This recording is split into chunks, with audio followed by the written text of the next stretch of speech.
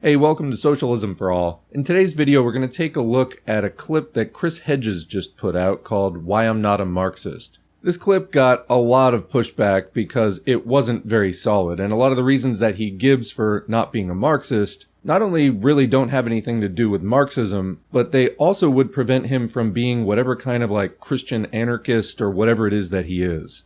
Probably just a liberal. But anyway, Chris Hedges, for those who don't know, is a journalist. He has done some critical reporting on some of the US's wars, and he's on the right side of a number of issues like opposing Israel's genocide in Gaza. But the reason that we need to talk about things like this is one thing that I've learned from studying Marxism-Leninism for the last 4.5 years is that many leftists still have utopian, opportunist, or otherwise just bad, functionally inadequate politics, which will not be able to lead the 99% out of capitalism. So there are a lot of people who are on the right side of Gaza and other topics, but that's really just the starting point. And it's from here that communists need to step in and within the left, engage in ideological struggle for correct positions against revisionist Marxism, against reformism in the sense of mere reformism. Marxists are for reforms in the short term, but we know that they're never going to hold and that you can't just reform your way out of capitalism. See Rosa Luxemburg's Reform or Revolution for more on that topic. So yeah, basically we find ourselves awash in all kinds of half-assed anarchism and populism, various strains of pseudo-anti-imperialism, which don't really address capitalism,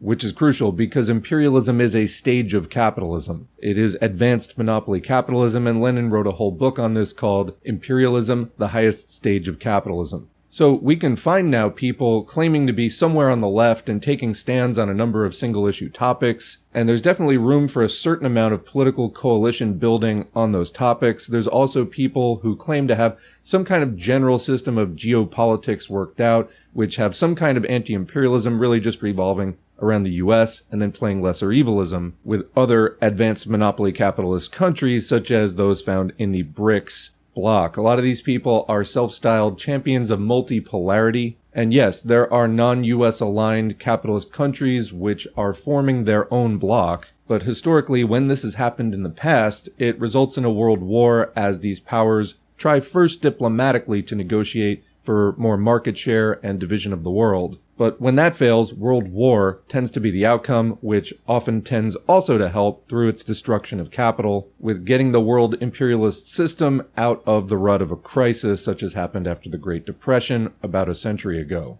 So yeah, the only way out of this is socialism. The only way to get there, proletarian revolution, and Marxism-Leninism already has well-developed, long-established answers to most of the basic questions regarding this process. And that's why if we don't want to just get stuck in a loop of history over and over and over again, losing decades when capitalism is tearing the ecological foundations of the planet apart, we need to study and apply it carefully. Alright, so let's get into this clip in which Chris Hedges shows his mangled understanding of Marxism. What, in general, do you think Marx got wrong? I think Marx's vision of the classless society and the withering away of the state, the kind of deification of the proletariat, I think those were all wrong. I take a much darker view of human nature than Marx. I think in that sense, Marx's vision was not achievable.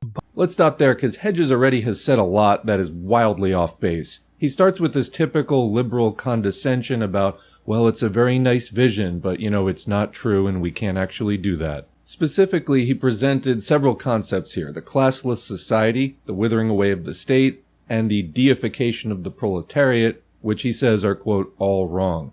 Hedges rather says that he has a, quote, darker view of, quote, human nature, with this human nature making, quote, Marx's vision unachievable. So that's a wildly idealist and ultimately liberal analysis. When we say idealist, we mean in contrast to materialist. And this is in keeping with Hedges' religious training and ideological background. The conflict between idealism and materialism in philosophy and as a way of understanding how this world works basically comes down to, do you orient your understanding around the primacy of the idea or the primacy of material things? So in other words, do you think that things live in some imaginary, immaterial, ideal realm, and then they manifest out of that, which is basically what magical and religious thinking says? Or do you think that material things come first and that ideas come as a consequence of that? That's what materialism says. So for a long time in the recent history of class society, which is the period of history in which humans came out of hunter-gatherer social formations, which were more subsistence-oriented, and began to organize around the creation of a material surplus, which arose as a consequence of agriculture and other technological developments, with this system progressing through a number of stages, more recently in feudalism and capitalism. Well, in the more recent stages of class society, European philosophy, for example, was dominated by idealism. So one of the very first things that Marx and Engels actually did was to confront idealism head-on, and as Engels said in Ludwig Feuerbach and the End of Classical German Philosophy,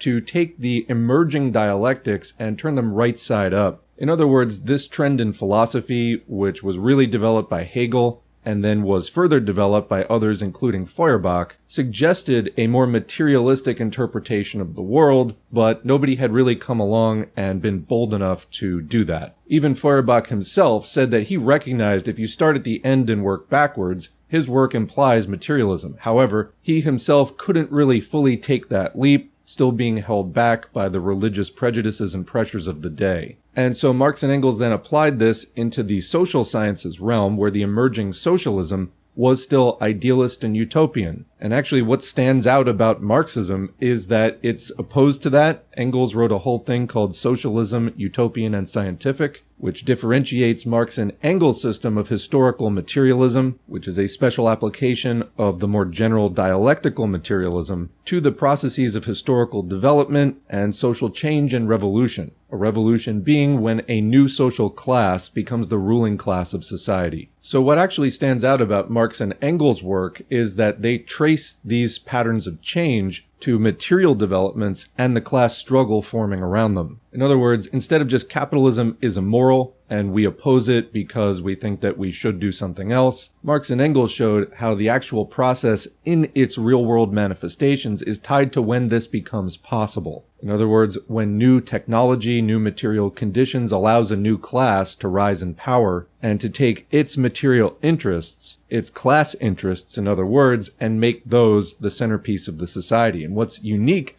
about the conditions that capitalism has set up is that as capitalism goes, the 1% get richer and richer and richer, but the entire rest of the population, which used to be a number of different social classes, artisans and different things, basically get reduced into what they call the proletariat. Dispossessed wage workers who cannot live off of their possessions and must sell their labor in order to get by. So materially, this is what capitalism does. These are the changes that it creates over the course of its lifespan. And eventually these new conditions reach a tipping point where the class struggle in its objective and subjective conditions are sufficient to bring about a qualitative change. In other words, the end of the old system and the class that ruled it, and the beginning of a new system, in this case socialism, ruled by the proletarian class, which was created as the new overwhelming majority of society by capitalism. So it's all about historical context, it's all about understanding ideas as products of their time, and it's not about abstract ideals or morals. It is about different classes pursuing their material interests. So for example, now in capitalism, the capitalist class, which employs the working or proletarian class, wants to get the most amount of labor for the least amount of wages. And the proletariat wants the exact opposite, the most amount of wages for the least amount of labor. That's an irreconcilable contradiction within the confines of capitalism, and it means that eventually the proletariat, as it becomes both more numerous and more class conscious and able to fight consciously and effectively for its interests, will sweep that entire system away in a revolution, just as the capitalists did with feudalism. But what's unique about socialism and why Marx said that it was the beginning of the end of class society is that it's the first time that the ruling class is also the majority of the population. And from there, after a successful revolution, the proletariat can continue to proletarianize the other remaining class elements in society, including the old 1%, until everyone has the same relationship to the means of production, just as we were back in the hunter-gatherer days. Except now with extremely productive technology, which has overcome the concept of a material surplus. Back in the hunter-gatherer days, There was no class society because there was no surplus, because people materially lacked the means to create a surplus. In socialism, and eventually communism, the full resolution of this system, surplus is overcome because productive technology is sufficient to do basically anything on demand, making an infinite surplus, so much abundance that all of these scarcity-based systems such as capitalism, feudalism, these earlier stages in class society, are completely obsolete. So now with a little bit more about historical materialism and utopianism.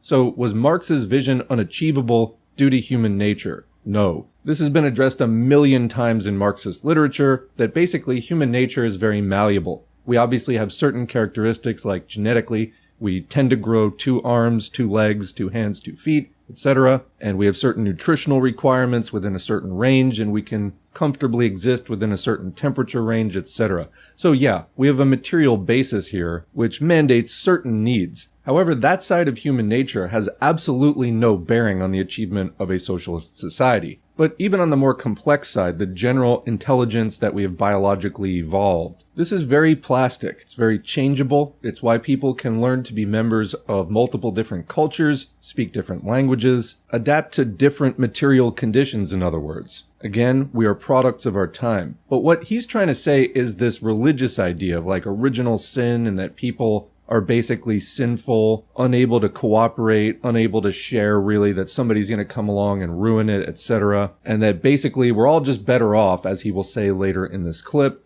just taking whatever power there is and fighting that. But if we get the power ourselves, then we'll be corrupted by it. And unfortunately, this plays right into the hands of the existing power clique. Whoever has the power now, that ruling class, well, that ideology is just saying, let them have the power. It's almost like that ideology directly serves them and is a product of their rule. Yeah, it is. It's directly designed to preserve the rule of the existing rulers. Now, if we want to know more about human behavior, we can turn to the social and behavioral sciences. And what we know is that people are able to cooperate and in the right conditions, in the right overall context, able to create structures which can sustain the existence of a society which is not based on exploitation, whether it's through employment, whether it's through rent, whether it's through charging interest, etc. So this whole darker view of human nature thing is the laziest argument, and it's rooted in obsolete, idealist ruling class ideology. So Hedges' statements about the classless society, the withering away of the state being all wrong due to, quote, human nature,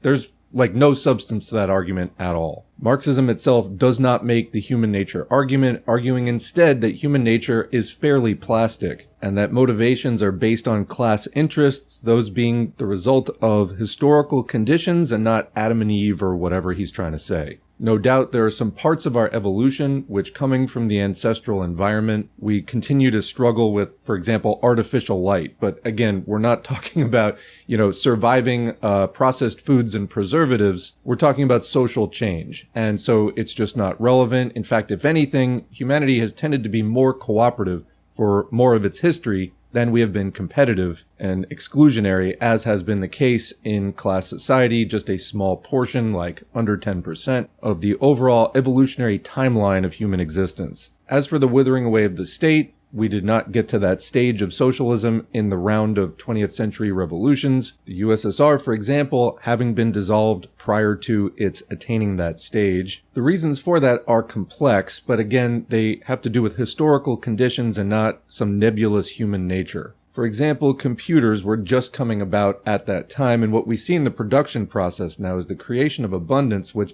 even dwarfs 20th century standards. But well before the USSR got to that point, it was under constant siege and encirclement by the leading imperialist powers, and also internally it was succumbing to revisionism as early as the 1950s, revisionism being the replacement within the communist vanguard of revolutionary ideas with reformist and other bourgeois ones. So these do not point to human nature, but rather the ideological struggle between imperialism and socialism. And unfortunately, imperialism was still very strong at that time. We saw revolutions pop up around its periphery in the 20th century, oftentimes tied with national liberation struggles, but these were not able to survive in the very long term, and it may not be the case that such revolutions really will survive indefinitely until they start happening in the most advanced imperial core. There were a number of near misses with this around World War I and World War II. Unfortunately, it did not take hold, in large part due to the corrupting influence of reformist social democracy blocking revolution, and the imperialists used this window of opportunity to regather their strength and reorganize their systems, eventually entering the 21st century with some stains on their record, but still on top,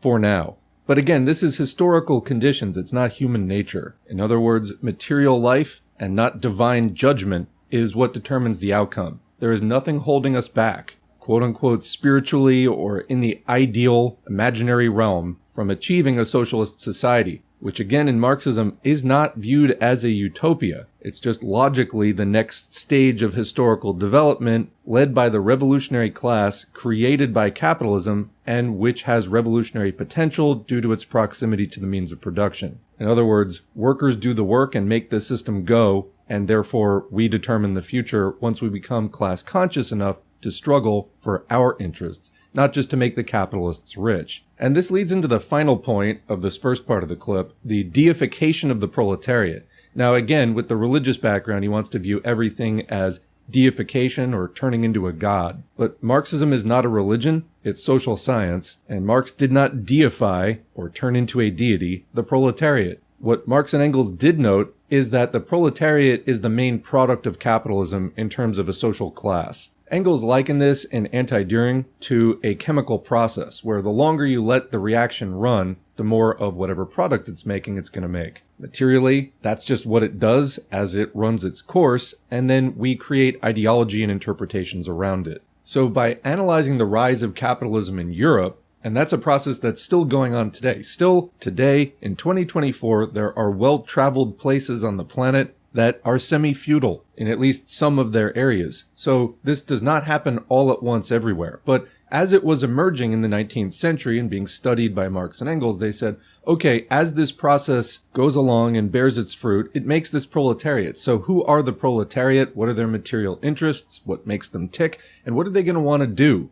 And that's where their predictions of socialism came from. The proletariat is largely defined by its lack of capital. It does not own productive property that it can use to employ others to make a living off of. And so it must sell its own labor. In exchange for what? In exchange for wages, which are basically just enough money for the proletariat to maintain itself and to reproduce additional generations, as is required by the capitalists. Remember, the capitalists are the ones paying the wages, and therefore directing social development in that way. But remember that proletarians are human beings, and in the more advanced countries, the more that capitalism needs educated workers who are educated and capable of critical thinking. So in other words, we can gain consciousness of our class position and our class interests and then organize in order to pursue those most effectively. Now that's basically the process that Marx and Engels foresaw. Capitalism's creating this class. What is that class going to want and try to do? And there you go. I mean, additional work was put into what is the most effective way for the class conscious to actually do the nuts and bolts of organizing and to wage those political struggles against the bourgeoisie. What are the bourgeoisie or capitalists going to try to do to defend their interests once they know that we are putting them under attack? See the Paris Commune in the 1870s, for example, which Marx and Engels did write about as the first proletarian revolution, and then continue this study and advocacy and the comparison that Marx and Engels did of communist tactics versus anarchist tactics, which they referred to as Bakuниnism in, for example, some of their pieces about the Spanish Revolution of around the same time as the Paris Commune. So it's both a study and a set of predictions about where historical development is going to go, and then also advocacy and trying to develop effective techniques for the proletariat to do those things. End this nightmare of history, end class society, create a world that is not run for the enrichment of a tiny few at the expense of everyone else and the environment. So yeah, that's not a deification of the proletariat. Ultimately, the proletariat will be able to achieve much more equitable and you could say universal human interests. In other words, a world where everyone gets a dignified life because we're no longer serving, as we've done for like 10,000 years, a parasitical tiny minority sitting at the top of society and deifying themselves, oftentimes literally. So yeah, actually that's just wild projection. And even if Marx did deify the proletariat, it would only be fair. But he didn't, because Marx was a materialist, not an idealist. Okay, now that we've done kind of a full Socialism 101 here, let's proceed. But, as I said earlier, I think that his analysis of the system of capitalism was brilliant. So I would just have to call that a really cowardly position. As we've already seen, he's mischaracterizing Marx in some fundamental ways. And then to kind of give it this praise of like, oh, it's brilliant analysis of what's bad about capitalism, but also let me tell you why we can't actually do anything about it. So what this does is it channels people into a hopelessness, into not really being able to get fundamental change in the system, or at least believing that, because the historical reality is there definitely have been places that have broken out of capitalism. Yes, as we were just recapping, most of the 20th century revolutions against capitalism did fall into one kind of problem or another. Again, problems which can be ascribed to particular historical circumstances, not due to a permanently stained human nature or original sin or some other religious prejudiced idea. But to say that, Marx was brilliant, but, his vision was utopian and unachievable, well, I'm really gonna need you to back that up because it sounds like you don't know what the hell you're talking about. If you say that his analysis was brilliant, well, all throughout his analysis, he's arguing for the end of capitalism and how it was historically progressive over feudalism, but it can't really last long because it's crushing the proletariat. And as we see today in its very advanced stage, it is pushing the earth to the brink of ecological collapse as a direct result and direct outcome of the profit motive. That drive for profit limits any ability to plan the economy in a way that could actually just produce what people need for use. It forces the capitalists to compete with each other ruthlessly, and really that's a game that they need to try to win at all costs, then pushing those costs to the extent that it can onto society, the environment, trying to engineer society in the direction of mindless consumption, engineering consent for fascism, and all of the destructive things that come with that, the war, the nationalism, all these things that we have to overcome, or with the technology that we have now, we're going to wipe out life on this earth. Or rather they are, because they're the ones who control it. And unless we get the technology and the power out of their hands, their class interests are dictating that they need to go down that path. So necessarily there's no way out of this that does not go through revolution. There is no permanent green capitalism that will not destroy the planet. There is no permanent isolationist or anti-war capitalism that will not eventually turn to violent means to settle disputes over which group of imperialists control which territory. It comes directly from the logic of the material interests of capitalists. They're inseparable. If you read the stuff, you would know that. So again, Chris Hedges does a lot of work on despair. He gives lectures from, again, this kind of moralizing Christian tone about, the decay of society and this and that.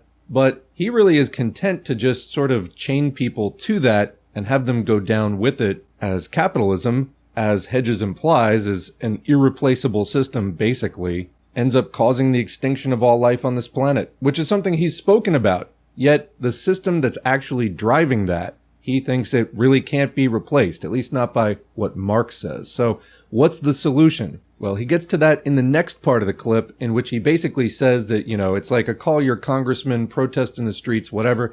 Get the capitalists to do things that are against their interests. Well, wouldn't it be easier to just get them out of power and then we can do things that are in our interests? But no, that's, quote, utopianism. It's Marx's utopianism that I don't embrace. And I will go to Julian Benda's, that those of us who are intellectuals or writers or dissidents or artists or whatever have to always be in opposition to power. In that sense, I share Chomsky's embrace of anarchism. You can serve either justice and truth or privilege and power. But the more concessions you make to privilege and power, the more you diminish your capacity to fight for justice and truth. And I think that's something that Marx never saw. Okay, so here Hedges references a book I have not read. However, I did go out and read the foreword to it and something about it. So Julian Benda was a novelist and critic, lived 1867 to 1956, and this major work, The Treason of the Intellectuals, published in 1927, is an extended liberal idealist complaint that journalists and other intellectuals don't pursue the truth for its own sake enough, instead lending their pen to the support of nationalism and so forth. Actually, let me quote from the introduction. Quote, "In an era when intellectual and artistic life is increasingly being distorted by political dogmatism, Benda's Treason of the Intellectuals is a classic that speaks with a new and extraordinary urgency. Benda's essay, published by Eris in a new translation by David Broder, offers an incisive account of interwar Europe that ranges from the influence of Friedrich Nietzsche and Georges Sorel to the activities of Charles Maurras and Benito Mussolini. It also serves, however, as a remarkably timely warning against the seduction of modern intellectuals by tribal loyalties and antipathies. Rather than detaching themselves from communal ties, as their forebears had done, Benda argues that 20th century European intellectuals willingly subordinated the disinterested pursuit of truth to the servicing of group interests, particularly the interests of their own nations and social classes." So already you can see why we call this an idealist complaint, because of course people do pursue the interests of their social class. And if you have talent as a writer or intellectual, you're going to apply those talents to the pursuit of your class's goals. That's just elementary. But the way that it's couched, particularly in this, rather than detaching themselves from communal ties as their forebears had done. So it's basically this, we used to pursue truth and now we don't. Let's go back to those good old days when things were more pure, etc. Well, no, everyone is in the grips of the class struggle in one way or another, more consciously or less consciously. But we should note that 1927 marks the real entry of imperialism as a more fully formed system. In other words, that trend had started some decades prior, but by that time it was very clear. And so this is a sort of liberal lament that this new imperialist society, the advanced stage of monopoly capitalism, in contrast to maybe, what had existed earlier in this person's life, the work of people who had been educated and gotten their ideals during a different, earlier stage, pre-monopoly capitalism. Well, anyway, it's just not a very good analysis. So in line with that complaint, Hedges goes on to say that intellectuals, writers or dissidents or artists or whatever need to always be in opposition to power. And for that reason, he shares Noam Chomsky's embrace of anarchism, basically implying you can't ever have the power yourself, or your own class can't have that power. Actually, what I just said is a more sophisticated argument than what he said. It's also more absurd, but he doesn't even get to the level of class analysis. But anyway, he says in typical idealist fashion, you have to criticize privilege and power, confronting them with justice and truth. Like, these are things that you reach into the ether. And, if you're morally pure, you can get a big handful of justice and another big handful of truth, and then run up to power and say, I have the kryptonite. And then if you don't do this, you make concessions to privilege and power, then you diminish your capacity to fight for justice and truth. And further, that's something that Marx never saw.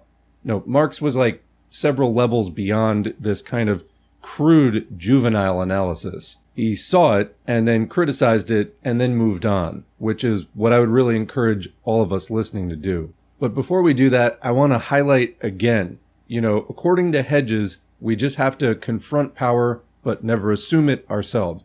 But as I've already explained, the power that exists in the world today, with the technology that it has and with the class interests that it has, is driving the world to the point of ecocide. There's already been major collapses in animal populations just in the last half century, and that is going to continue at an accelerated pace. You can't just stand up there with your justice and truth and confront the power. You have to take that power away, because the people with the power are using it in a way that we just simply cannot allow to continue. And let me add, why is this happening in the first place? Well, going back to a materialist understanding of historical development, yes, there are a lot of injustices of the class society period of human existence. Now, prior to class society, there were problems in hunter-gatherer society. People had superstitions. People had petty conflicts. There was not mass slavery. There was not mass industrialized slaughter. As powerful industrial interests fought for market share, that was not a thing. Humans were much more at the mercy of nature, and we really did have to cooperate a lot more.